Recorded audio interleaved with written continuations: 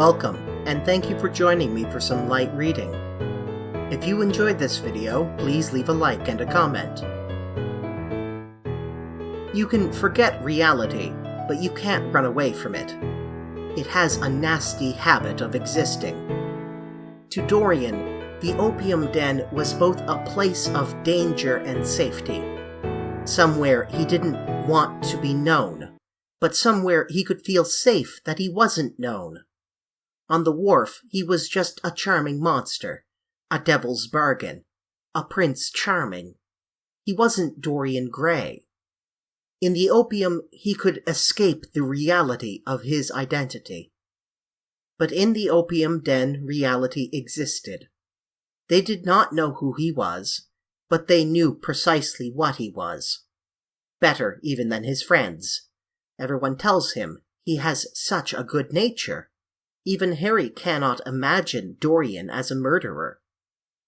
Dorian can forget the murder, forget Alan, forget Adrian, forget James Vane. He can return to his peaceful life at Selby Royal, enjoying tea amongst the exotic flowers and plants of his greenhouse, flirting with his guests. But James Vane exists, and he has found Dorian. Chapter 18.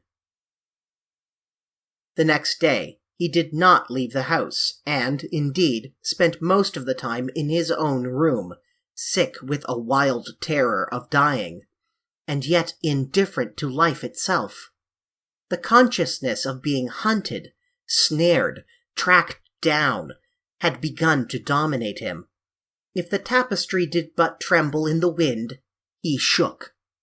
The dead leaves that were blown against the leaded panes seemed to him like his own wasted resolutions and wild regrets. When he closed his eyes, he saw again the sailor's face peering through the mist-stained glass, and horror seemed once more to lay its hand upon his heart. But perhaps it had been only his fancy that had called vengeance out of the night, and set the hideous shapes of punishment before him. Actual life was chaos, but there was something terribly logical in the imagination. It was the imagination that set remorse to dog the feet of sin. It was the imagination that made each crime bear its misshapen brood. In the common world of fact, the wicked were not punished, nor the good rewarded. Success was given to the strong, failure thrust upon the weak. That was all. Besides, had any stranger been prowling round the house, he would have been seen by the servants or the keepers. Had any footmarks been found on the flower beds, the gardeners would have reported it.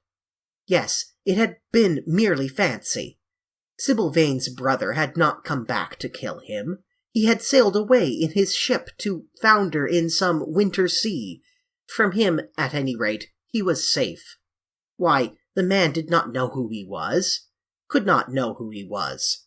The mask of youth had saved him. And yet, if it had been merely an illusion, how terrible it was to think that conscience could raise such fearful phantoms, and give them visible form, and make them move before one. What sort of life would his be if, day and night, shadows of his crime were to peer at him from silent corners, to mock him from secret places, to whisper in his ear as he sat at the feast, to wake him with icy fingers as he lay asleep?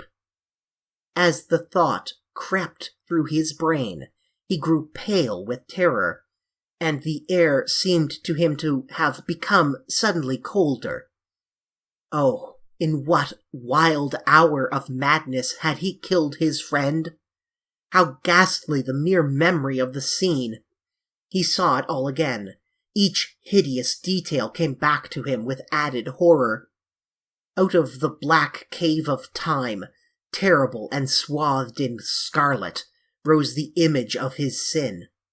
When Lord Henry came in at 6 o'clock, he found him crying as one whose heart will break. It was not till the third day that he ventured to go out. There was something in the clear, pine-scented air of that winter morning that seemed to bring him back his joyousness and his ardor for life. But it was not merely the physical conditions of environment that had caused the change. His own nature had revolted against the excess of anguish that had sought to maim and mar the perfection of its calm. With subtle and finely wrought temperaments, it is always so. Their strong passions must either bruise or bend. They either slay the man, or themselves die. Shallow sorrows and shallow loves live on. The loves and sorrows that are great are destroyed by their own plenitude.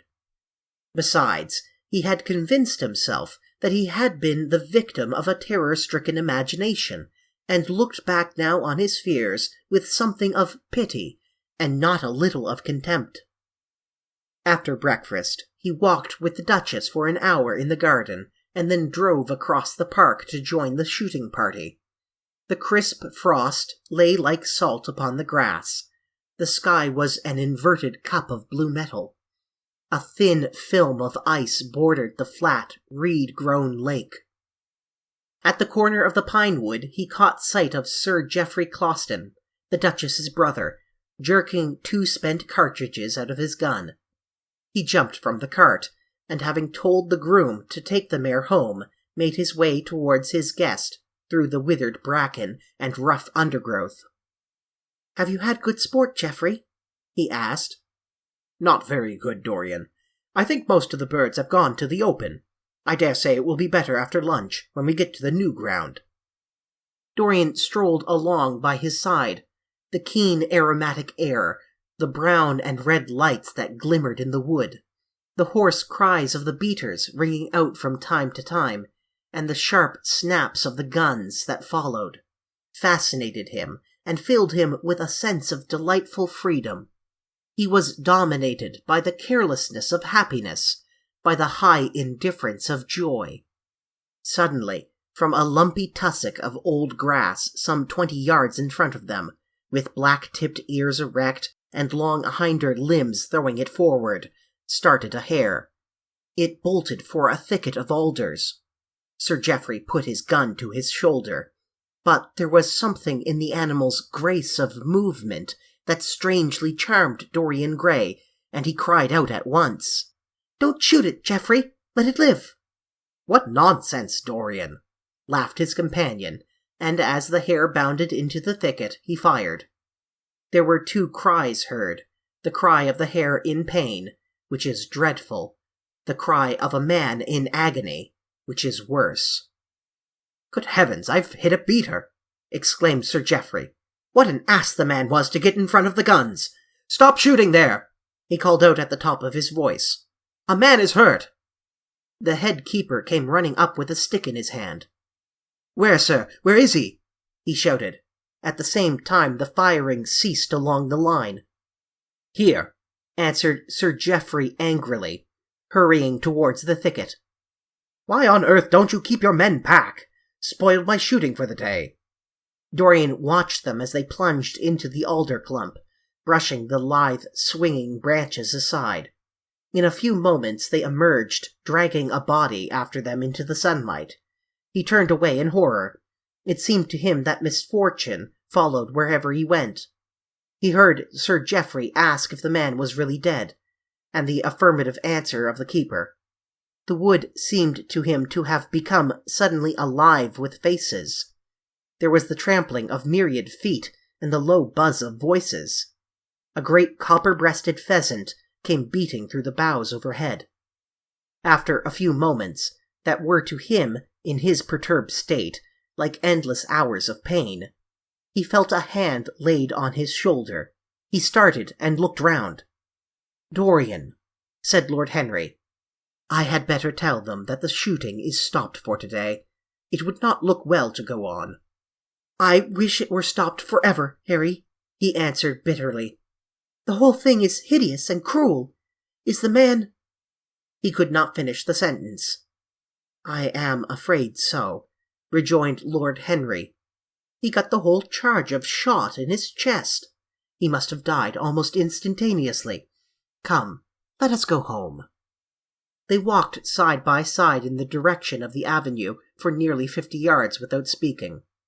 Then Dorian looked at Lord Henry and said, with a heavy sigh, "It is a bad omen, Harry. A very bad omen." "What is?" asked Lord Henry. "Oh, this accident, I suppose. My dear fellow, it can't be helped.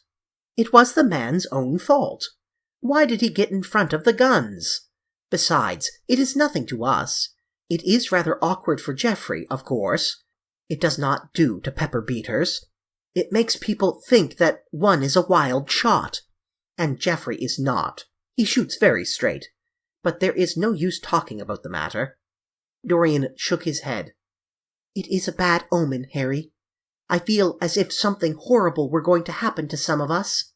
To myself, perhaps," he added, passing his hand over his eyes with a gesture of pain. The elder man laughed. "The only horrible thing in the world is ennui, Dorian. That is the one sin for which there is no forgiveness. But we are not likely to suffer from it, unless these fellows keep chattering about this thing at dinner. I must tell them that the subject is to be tabooed. As for omens, there is no such thing as an omen. Destiny does not send us heralds.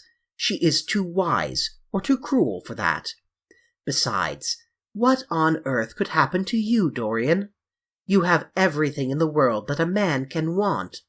There is no one who would not be delighted to change places with you." "There is no one with whom I would not change places, Harry. Don't laugh like that. I am telling you the truth. The wretched peasant who has just died is better off than I am. I have no terror of death. It is the coming of death that terrifies me. Its monstrous wings seem to wheel in the leaden air around me. Good heavens! Don't you see a man moving behind the trees there, watching me, waiting for me?" Lord Henry looked in the direction in which the trembling, gloved hand was pointing. "Yes," he said, smiling. "I see the gardener waiting for you. I suppose he wants to ask you what flowers you wish to have on the table tonight. How absurdly nervous you are, my dear fellow. You must come and see my doctor when we get back to town." Dorian heaved a sigh of relief as he saw the gardener approaching. The man touched his hat, glanced for a moment at Lord Henry in a hesitating manner, and then produced a letter, which he handed to his master. "Her Grace told me to wait for an answer," he murmured. Dorian put the letter into his pocket. "Tell her Grace that I am coming in," he said coldly.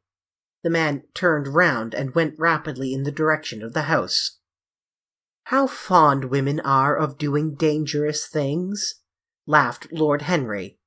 "It is one of the qualities in them that I admire most.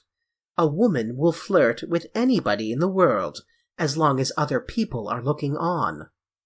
"How fond you are of saying dangerous things, Harry. In the present instance, you are quite astray. I like the Duchess very much, but I don't love her." "And the Duchess loves you very much, but she likes you less, so you are excellently matched." "You are talking scandal, Harry, and there is never any basis for scandal." "The basis of every scandal is an immoral certainty," said Lord Henry, lighting a cigarette. "You would sacrifice anybody, Harry, for the sake of an epigram?" "The world goes to the altar of its own accord," was the answer. "I wish I could love," cried Dorian Gray, with a deep note of pathos in his voice. "But I seem to have lost the passion and forgotten the desire. I am too much concentrated on myself. My own personality has become a burden to me. I want to escape, to go away, to forget. It was silly of me to come down here at all. I think I shall send a wire to Harvey to have the yacht got ready. On a yacht one is safe." "Safe from what, Dorian? Are you in some trouble? Why not tell me what it is? You know I would help you." "I can't tell you, Harry," he answered sadly. "And I dare say it is only a fancy of mine. This unfortunate accident has upset me. I have a horrible presentiment that something of the kind may happen to me." "What nonsense!" "I hope it is, but I can't help feeling it. Ah, here is the Duchess, looking like Artemis in a tailor-made gown.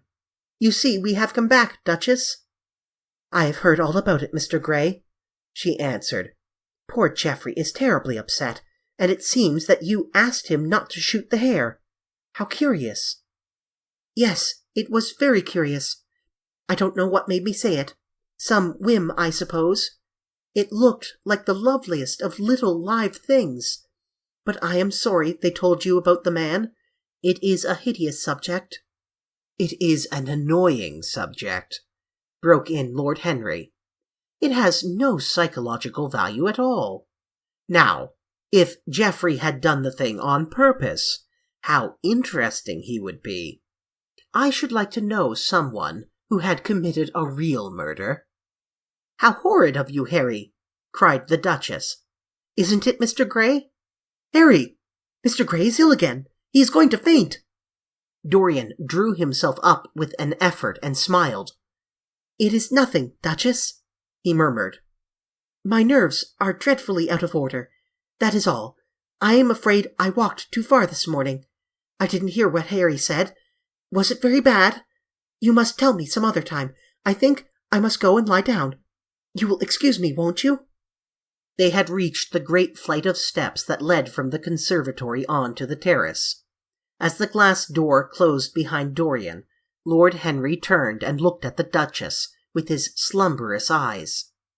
"Are you very much in love with him?" he asked. She did not answer for some time, but stood gazing at the landscape. "I wish I knew," she said at last. He shook his head. "Knowledge would be fatal. It is the uncertainty that charms one. A mist makes things wonderful." "One may lose one's way."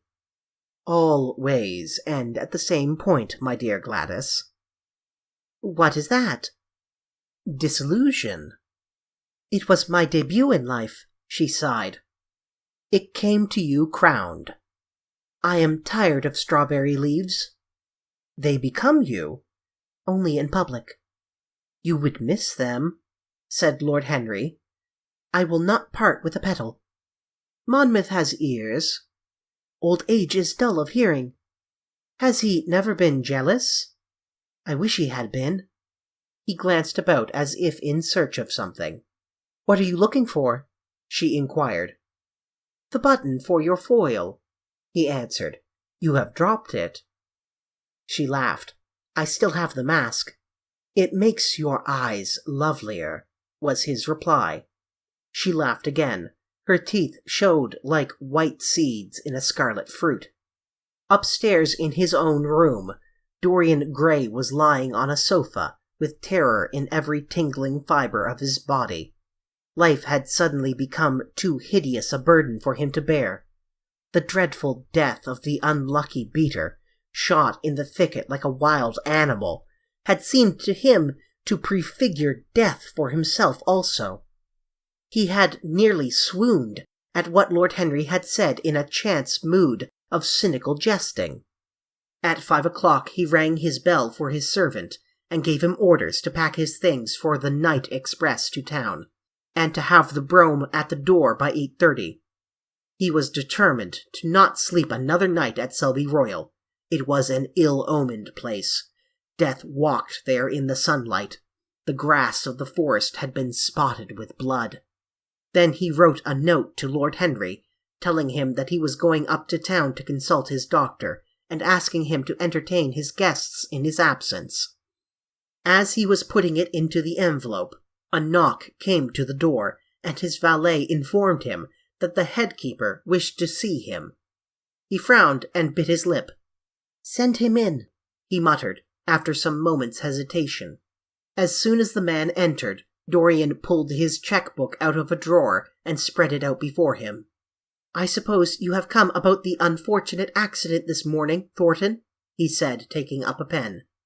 "Yes, sir," answered the gamekeeper. "Was the poor fellow married? Had he any people dependent on him?"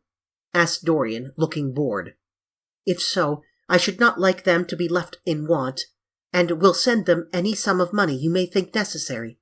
"We don't know who he is, sir. That is what I took the liberty to come to you about."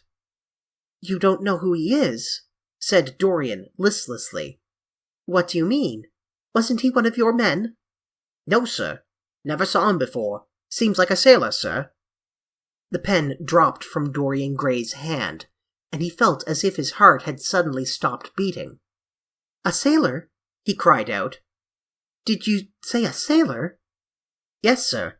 He looks as if he'd been a sort of sailor, tattooed on both arms, and that kind of thing." "Was there anything found on him?" said Dorian, leaning forward and looking at the man with startled eyes. "Anything that would tell us his name?" "Some money, sir. Not much, and a 6-shooter. There was no name of any kind. A decent-looking man, sir, but a rough-like. A sort of sailor, we think." Dorian started to his feet. A terrible hope fluttered past him. He clutched at it madly. "Where is the body?" he exclaimed. "Quick, I must see it at once." "It is in an empty stable in the home farm, sir. The folk don't like to have that sort of thing in their houses. They say a corpse brings bad luck." "The home farm. Go there at once and meet me. Tell one of the grooms to bring my horse round. No, never mind. I'll go to the stables myself. It will save time." In less than a quarter of an hour, Dorian was galloping down the long avenue as hard as he could. The trees seemed to sweep past him in spectral procession, and wild shadows to fling themselves across his path. Once the mare swerved at a white gate-post and nearly threw him. He lashed her across the neck with his crop. She cleft the dusky air like an arrow. The stones flew from her hooves. At last he reached the home farm. 2 men were loitering in the yard. He leapt from the saddle and threw the reins to one of them. In the farthest stable a light was glimmering. Something seemed to tell him that the body was there, and he hurried to the door and put his hand upon the latch. There he paused for a moment, feeling that he was on the brink of a discovery that would either make or mar his life. Then he thrust the door open and entered.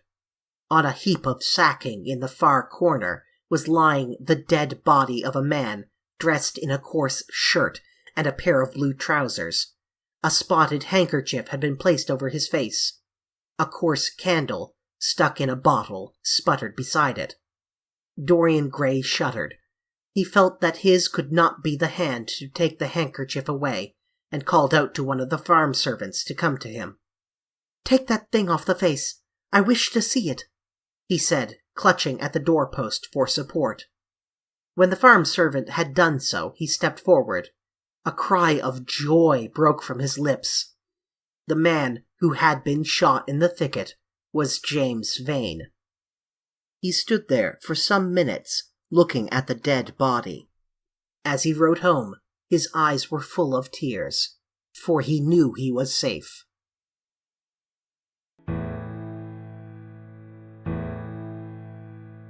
If you've enjoyed this light reading, please like the video and leave a comment.